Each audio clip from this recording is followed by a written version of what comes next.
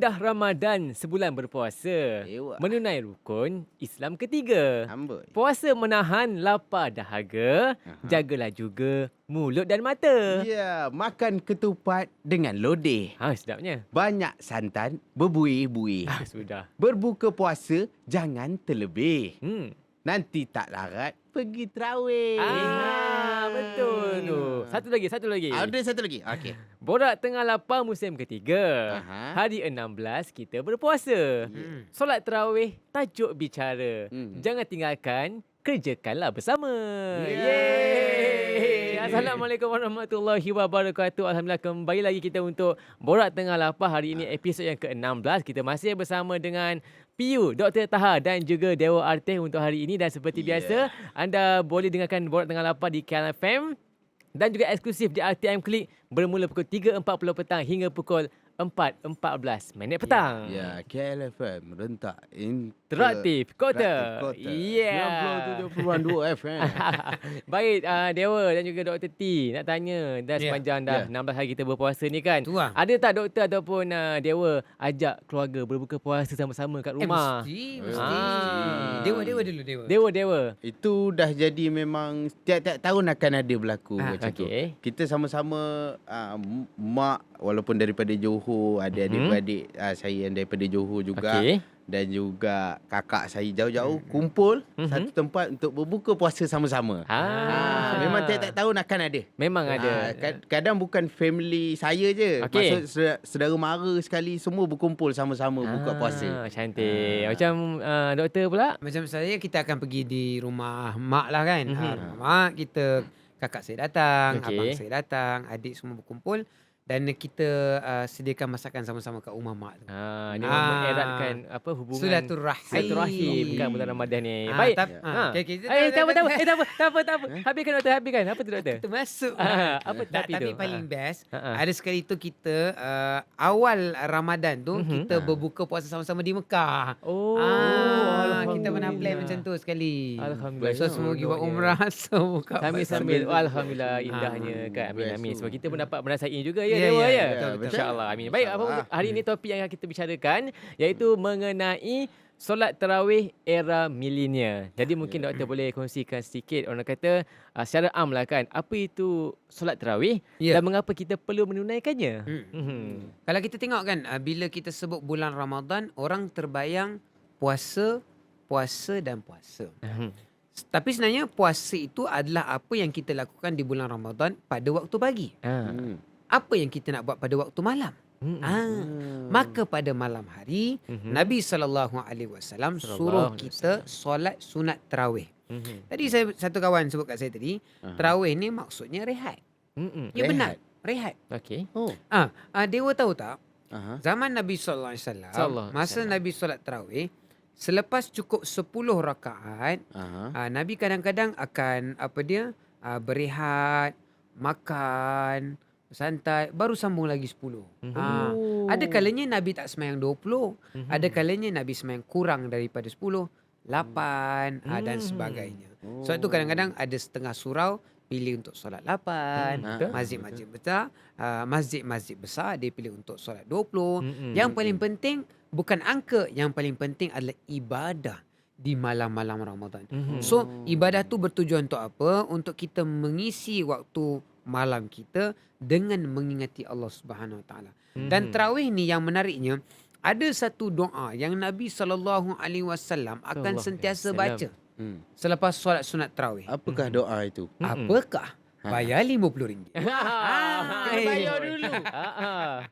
Bayar dulu baru doa. Bayar dulu baru doa. Macam mesin kan? Tak dia mau jalan kan? Doa dia saya rasa semua orang pernah dengar, cuma kita untuk belajar pada hari ni. Doanya berbunyi, Allahumma innaka afuun karimun tuhibbul afwa fa'fu anna. Yang bermaksud, Ya Allah, sesungguhnya kau maha pengampun, maka ampunilah dosa aku.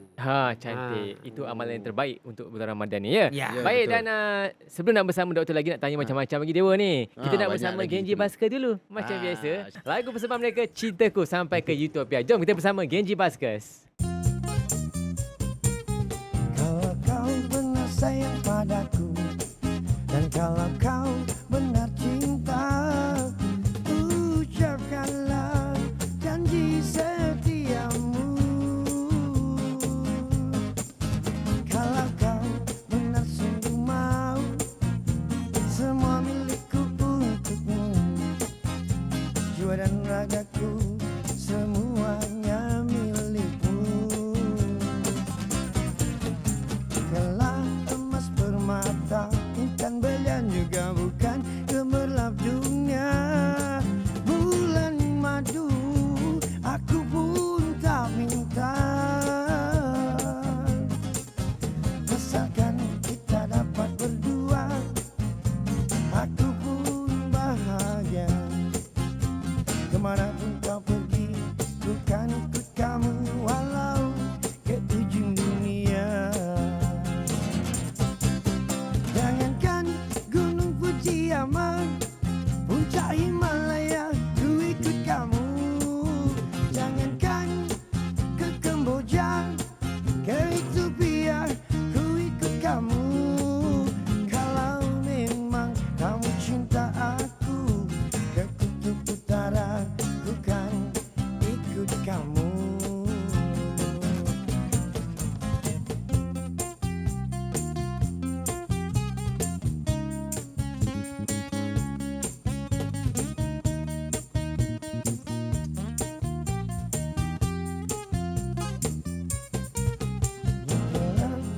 Permata, intan berlian juga bukan, gemerlap dunia bulan madu, aku pun tak minta.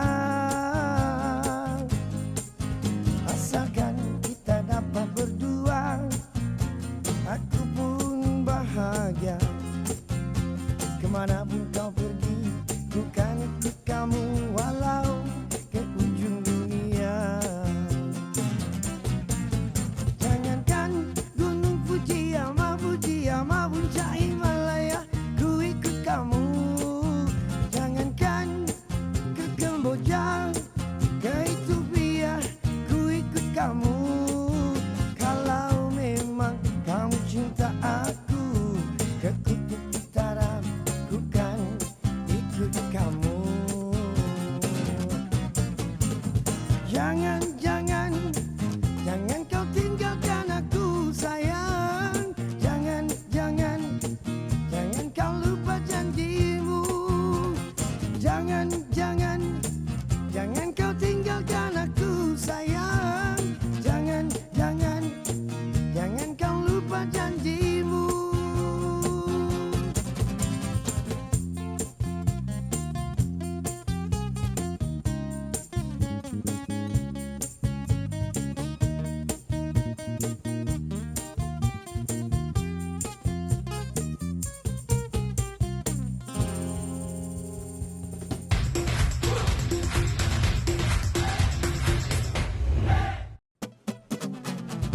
Orang tengah lapar, orang tengah lapar, orang tengah lapar, orang tengah lapar. Borak Tengah Lapar. Masih bersama saya Putra Azwan, PU Dr. Taha dan juga Dewa Artih. Kita masih berbicara mengenai solat tarawih milenial. Okey, solat tarawih era milenial ni. Era milenial. Okey, saya nak tanya pasal solat tarawih ni lah. Pasal rakaatnya. Ada 8, ada orang buat 8, ada orang buat 20. Betul. So, adakah kalau buat 8 tu pahala dia separuh, buat 20 penuh tu baru dapat pahala penuh? Itu logiknya lah. Betul juga. kalau Betul juga. Maknanya, kalau kita beli daging sekilo, harga dia RM10. Beli daging 2 kilo, harganya Harganya RM20. lebih, maka nilainya lebih. Sama juga dengan ibadah. Kalau 8 rakaat, dapatlah pahala sekadar 8 rakaat. Kalau 20 rakaat, dapat pahala sekadar 20 rakaat bersesuaian dengannya. Tapi kalau Allah Ta'ala nak bagi lebih kepada sesiapa yang dia kehendaki, itu adalah milik Allah Subhanahu Wa Ta'ala. Cuma kenapa boleh jadi 8 dan kenapa boleh jadi 20? Sebenarnya Nabi SAW mengajar kita. Ya, Nabi mengajar kita bahawa solat tarawih bukan sekadar buat berjemaah di masjid Namun pada masa yang sama, Nabi pernah solat tarawih secara berjemaah dengan isteri baginda di rumah. Nabi nak bagi tahu jangan kita sibuk kat luar jadi champion, kat luar jadi ustaz. Tapi balik rumah kita bukan seorang pemimpin. Sayang. Kita mestilah menunjukkan contoh tauladan yang terbaik. Kalau di luar kita 10 kali baik, di rumah kita nak 100 kali baik. Sebab kita ni suami. Kita ni lelaki. Kalau tak suami pun kita seorang lelaki. Ya, betul. Kita seorang pemimpin. Kita seorang pejuang. Macam itu maksudnya lah. Mana-mana pun yang penting malam-malam Ramadan banyakkan solat sunat 2 rakaat. Macam malam ini ku sendiri macam tadi tu. Betul Dewa. Jadi jangan bergaduh. 8 ke 20 tak payah bergaduh. Betul. Aku buat 20, aku lagi bagus. Jangan rasa macam tu. Cuma apa yang saya boleh sebutkan tadi, Azwan. Ya, saya doktor. Bahawa bila kita sebut tentang millennial, bila kita bagi kelembutan. Sebab dia akan tanya, orang millennial dia macam ni. Ustaz, saya nak tanyalah hukum solat sunat tarawih ni wajib ke, sunat muakkad ke atau sunat je? Itu soalan pertama dia. Soalan kedua dia, kalau saya tinggal hukumnya berdosa ke makruh? Dia nak tahu tu je. Dia nak tahu apa hukum dia. Dan kalau dia tinggal apa hukum dia. So kita bagi tahu memang solat tarawih dia tidak wajib. Sebab wajib tu solat fardu 5 waktu. Solat sunat tarawih hukumnya sunat muakkad. Maknanya satu sunat yang Nabi tak pernah tinggalkan ketika dalam bulan Ramadan. Lepas tu dia kata, sunat je. Dia jadi macam, ini ustaz, sunat je. Macam tu kan. Itu yang bahaya. Bila kita memandang sunat sekadar sunat, itulah saat kita mulai melangkah ke arah dosa. Apa maksudnya? Mula-mula kita akan tinggalkan solat sunat. Lepas tu kita akan tinggalkan solat fardu. Dan akhirnya kita terus pandang sembahyang ini tidak wajib. Akan itu dah berdosa. Betul. Syaitan ni dia bijak. Kalau kita rasa kita ni bijak, syaitan ni dia punya bijak. Dia hidup daripada zaman Nabi Adam lah bang. Dia dah tengok level Fir'aun dia dah jumpa. Level Nabi Musa dia dah jumpa. Nabi Adam pun dia boleh macam tu. Ini kan kita, Dewa, Taha, Azwan, abang kamera tu. Alah, apa dia cari je kacang Siapa putih. lagi? Kamera, producer. Siapa lagi? Semua dia petiknya. Geram sangat tu. Jadi itulah Semua nak dia. kena belasah. Itulah perumpamaan je. Cara dia nak suruh kita tinggalkan ibadah, dia akan suruh kita tinggalkan yang kecil-kecil dahulu. Betul, tapi kejap. Genji jangan suka-suka sangat. Kenapa Genji yang Dia kena? suka tu lebih tadi. Kita bagi semua. Okay. Jadi maksudnya kita nak bagi tahu, jangan tinggalkan sesuatu ibadah hanya kerana hukumnya sunat. Kerana saat kita mula meninggalkan satu ibadah kerana ia hukumnya sunat, maknanya kita dah pandang enteng kepada agama. Dan itulah langkah awal untuk syaitan menjauhkan kita daripada perkara-perkara yang lebih utama. So, wa imam hukumnya sunat muakkad, buat. 8 rakaat, katalah awak nak baca Alam Tarokai pun, gedebuk-gedebak 20 minit je. Apalah 20 minit sangat daripada 8 jam waktu malam tu. Nampak tu. Jangan kita anggap sunat, tak perlu. Kita saya kena rebut peluang yang Allah bagi. Untuk fadilat bulan Ramadan ni kan. Betul. Okey, dan ada juga ustaz kan, orang ni dia lebih suka dipilih pula mana yang masjid yang panjang bacaan, masjid yang pendek bacaan. Dia boleh buat perancangan. Itu kejap lagi nak tanya bersama dengan ustaz kan. Boleh. Sebab kita nak berehat seketika. Kita nak bersama dengan Genji Basker dengan lagu mereka yang seterusnya. Lagu ini berjudul Senyumlah Kuala Lumpur. Jom kita bersama Genji Basker.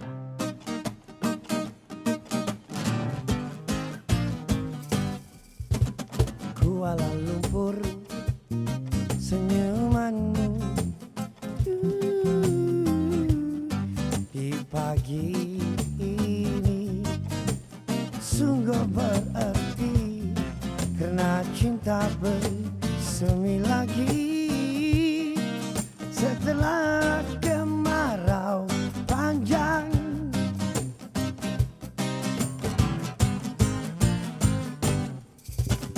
Di lebuh raya, di papan tanda, tergambar wajahmu dengan ingat kalimat cinta untuk kita. Semoga kekal selamanya.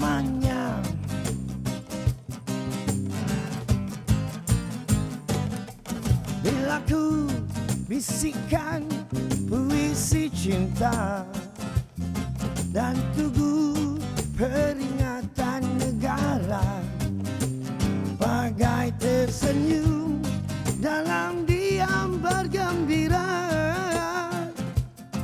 memberi sokongan cinta agar bersinar sentiasa.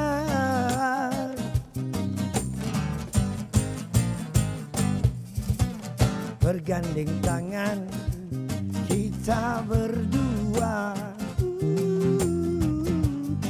menyusuri jalan di tengah kota sambil senandungkan lagu kisah cinta lama. Oh, bila ku bisikan puisi cinta dan tugu peringatan negara, bagai tersenyum dalam diam bergembira,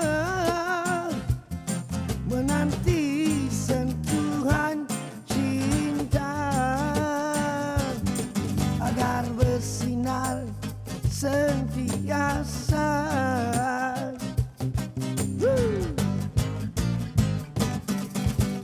Terima kasih, kasih ku ucapkan oh kepadamu Kuala Lumpur, kerana kau telah temukan cinta antara kami berdua. Oh, oh, oh, oh, oh, oh, woo. Oh, oh.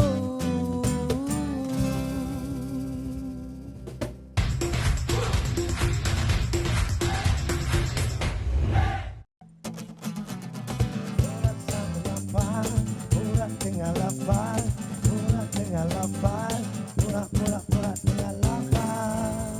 Borak Tengah Lapar. Ya, masih bersama saya Putra Azwan, PU Dr. Taha dan juga Dewa Artik. Untuk hari ini kita masih berbicara mengenai solat tarawih era milenial. Tapi sebelum kita nak teruskan diskusi kita bersama doktor, nak bacakan dulu trivia untuk hari ini, iaitu mengenai pada hari Jumaat 2 Ramadan tahun 2 Hijrah telah berlakunya perang pertama dalam Islam yang dikenali sebagai Perang Badar. Dan tentera Islam seramai 313 orang berhadapan dengan 1,000 tentera musyrikin Mekah yang lengkap bersenjata. Namun, tentera Islam memenangi pertempuran dengan 70 tentera musyrikin terbunuh, 70 lagi ditawan, manakala bakinya melarikan diri. Ya, ini mengenai Perang Badar, doktor ya? Ya, benar sekali. Baik, kita masih berbicara mengenai solat tarawih tu. Nak tanya tadi Ustaz yang mengenai dia berkira-kira Ustaz, nak pergi yang baca panjang ke, yang baca pendek ke, yang rakaat banyak ke, rakaat pendek ke, macam mana pula Ustaz untuk golongan yang macam ni? Secara umumnya saya berpegang macam ni lah. Something is better than nothing. Okey. Bahasa Melayu, sedikit tu biar ada, jangan tak ada langsung. So kalau anak-anak muda kita memilih surah, thank you, terima kasih, paling kurang dia pilih surau. Kalau dia pilih 8 rakaat daripada 20 rakaat, terima kasih, paling kurang dia fikir nak semayang. Kita sebagai orang yang mungkin taklah tua sangat, tapi kita kat tengah-tengah ni, kita tahu bagaimana cabarannya membesarkan seorang anak muda yang umur 15 tahun, umur 18. Macam-macam teknologi, informasi, pendedahan terhadap maksiat tu tinggi. Jadi kalau kita jumpa dalam satu rumah tu ada orang yang boleh tutup aurat dengan sempurna, nak sembahyang dengan daripada hatinya sendiri tanpa dipaksa, kita dengan tangan yang terbuka terima. Cuma nak kena adil juga kepada soalan tadi. Sebaiknya solatlah di qaryah sendiri. Kenapa patutnya solat di qaryah sendiri? Kerana kita duduk di sana, kita mesti mengenali imam, siap dan juga para jemaah. Sebagai sebahagian daripada kejiranan. Nabi SAW sebut, Jibril alaihi salam sentiasa mengingatkan aku tentang hak jiran-jiranku sehingga aku beranggap jiran ni adalah seperti saudara sedarah daging aku. Kalau aku meninggal tu nak kena bagi faraid pusaka kat jiran. Punya Jibril tekan hak jiran ni. Jadi bagusnya sembahyang di qaryah sendiri supaya ukhuwah itu berkembang. Kalau asyik Sentul, lepas tu pergi Setapak, lepas tu pergi Danau Kota, Sri Rampai, Wangsa Maju, Wangsa Melawati, siapa pun tak kenal kamu. Jadi tak kisahlah panjang ke pendek ke, banyak ke sikit, yang penting di qaryah sendiri, Doktor ya. Betul. Okey, baik. Tapi pasal tarawih ni, saya ada tengok satu pasangan ni. Dia buat live. Waktu solat tarawih, dia buat live sama lelaki perempuan ni. Dia pacak telefon kat depan pacak lah untuk demi engagement dan konten. Macam mana dari sudut pandangan Islamnya tu macam mana pula dikira tu? Ringkas tak ringkas? Dia sebenarnya ibadah ni, sinonim ibadah ni ikhlas. Allah nak bagi pahala sikit atau banyak itu bergantung kepada ikhlasan kita. Saya tanya kepada anda, kalau apa yang patut kita lakukan dalam kegelapan malam, dalam secara tersembunyi, tapi kita buat secara terbuka, benda tu adakah akan meninggikan ikhlas atau mengurangkan ikhlas? Baik, Dr. T, kesimpulan Doktor untuk topik kesimpulan kita hari ini. Cantik-cantik. Kesimpulannya, tarawih ya, selain daripada kita hanya bertanya, kenapa jemaah macam ni, kenapa jemaah macam tu? Bagi saya lah, seorang yang ada pengalaman menjaga masjid, saya rasa AJK lebih perlu cakna dan perlu mengambil tahu tentang anak-anak karya. Imam, AJK, setiausaha buat gerakan rumah ke rumah, pintu ke pintu. Ajak datang ke masjid. Ya, anda diberi tanggungjawab pangkat. Tapi pangkat bukan sekadar untuk meletakkan lencana di dada. Tapi pangkat itu datang dengan tanggungjawab. Jumpa anak Korea semua. Buat grup WhatsApp, call. Letak aktiviti yang menarik. Makan malam ni ayam golek. Kau tengoklah malam tu berapa ramai orang datang. Esok pagi aktiviti ini. Malam ini aktiviti itu. InsyaAllah anak-anak muda pun akan datang. Yang berumur pun akan datang. Itu juga tanggungjawab ahli masjid. Alhamdulillah. Terima kasih Dr. T untuk penjelasan yang begitu baik sepanjang hari ini bersama kita kan. Jadi dia punya point dia, kalau nak solat tarawih itu lebih baiknya di qaryah kita sendiri dan juga konsisten. Baik, semua bermanfaat dan esok kita kembali bersama Dr. Taha dan juga Dewa Artih semestinya menerusi Borak Tengah Lapar waktu yang sama. Jumpa lagi. Assalamualaikum warahmatullahi wabarakatuh.